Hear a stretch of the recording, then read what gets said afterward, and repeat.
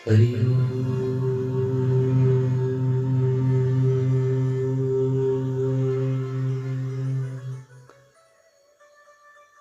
श्री गणेशाय नमः। श्री सरस्वते नमः। श्री गुरु चरण कमलेभ्यो नमः। श्री मातृ पितृ चरण कमलेभ्यो नमः। वक्रतुंड महाकाय सूर्यकोटि समप्रभ निर्विघ्नं कुरु मे देव सर्वकार्येषु सर्वदा। गुरुर्ब्रह्मा गुरुर्विष्णु गुरुर्देवो महेश्वरः। गुरुर्साक्षात् परं ब्रह्म तस्मै श्री गुरुवे नमः।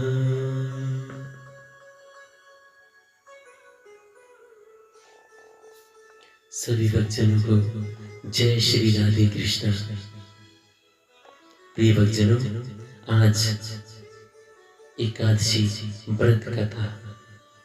धर्मराज युधिष्ठिर जी बोले, हे जनार्दन, फाल्गुन मास के कृष्ण पक्ष की एकादशी का क्या नाम है तथा उसकी क्या विधि है, कृपया करके मुझे बतलाइए।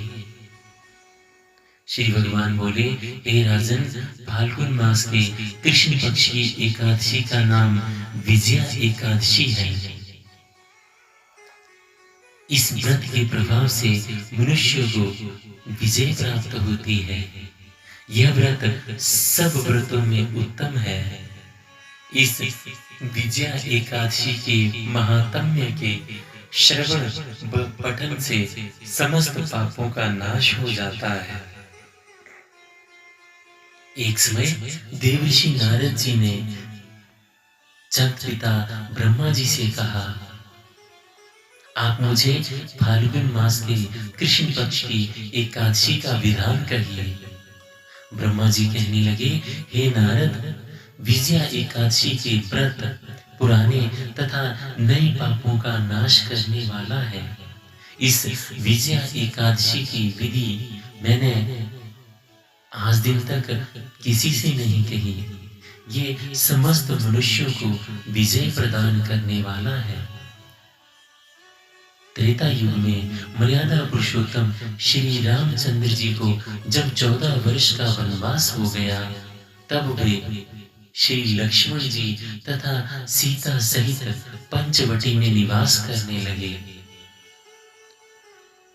वे वहां पर रहने लगे। वहां पर दुष्ट रावण ने जब सीता जी का हरण किया, तब इस समाचार से श्री रामचंद्र जी तथा लक्ष्मण जी अत्यंत व्याकुल हुए और सीता जी की खोज में चल दिए। घूमते घूमते वे मरणासन जटायु के पास पहुंचे तो जटायु ने उन्हें सीता जी का सारा वृत्तांत सुनाकर परलोक गमन किया। कुछ आगे जाकर उनकी सुग्रीव से मित्रता हुई और बाली का वध किया। हनुमान जी ने लंका में जाकर सीता जी का पता लगाया और उनसे श्री रामचंद्र जी की और सुग्रीव जी की मित्रता का वर्णन किया। वहां से लौटकर हनुमान जी ने भगवान राम जी के पास आकर सब समाचार कहे। श्री रामचंद्र जी ने वानर सेना सहित सुग्रीव की सहमति से लंका को प्रस्थान किया। जब श्री रामचंद्र जी समुद्र के किनारे पहुंचे, तब उन्होंने मगरमच्छ आदि जीवों से युक्त उस अगाध समुद्र को देखकर लक्ष्मण जी से कहा, इस समुद्र पर हम किस प्रकार से पार पा सकते हैं?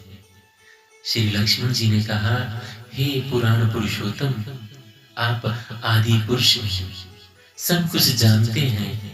यहाँ से आधा योजन दूर पर कुमारी द्वीप में वक्तालव्य नाम के मुनि रहते हैं। उन्होंने अनेक ब्रह्मा देखे हैं। आप उनके पास जाकर इसका उपाय पूछिए। लक्ष्मण जी के इस प्रकार के वचन सुनकर श्री रामचंद्र जी वक्तालव्य ऋषि के पास गए और उनको प्रणाम करके बैठ गए। मुनि ने भी उनको मनुष्य रूप धारण किए हुए पुराण पुरुषोत्तम समझकर उनसे पूछा, हे राम, आपका आना कैसे हुआ? रामचंद्र जी कहने लगे, हे ऋषि, मैं अपनी सेना सहित यहाँ आया हूँ और राक्षसों को जीतने के लिए लंका जा रहा हूँ। आप कृपा करके समुद्र पार करने का कोई उपाय बतलाइए। मैं इसी कारण आपके पास आया हूँ। वक्तालव्य ऋषि बोले, हे राम, फाल्गुन मास के कृष्ण पक्ष की एकादशी का उत्तम व्रत करने से निश्चय ही आपकी विजय होगी। साथ ही आप समुद्र भी पार कर लेंगे तथा सारी व्रत की विधि और पूजा का विधान बतला दिया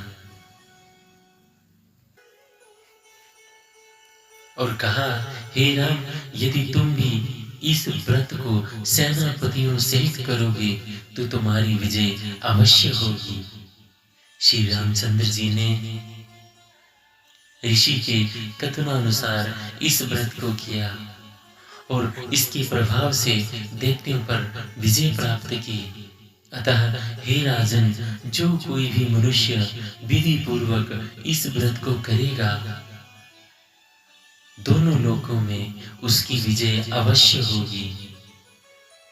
श्री ब्रह्मा जी ने नारद से कहा कि हे पुत्र, जो कोई भी इस व्रत के महात्म्य को पढ़ता है, सुनता है, सुनाता है, उसको वाजपेयी यज्ञ के समान फल प्राप्त होता है। बोलो बांके बिहारी लाल की जय, विष्णु भगवान की जय, एकादशी मैया की जय।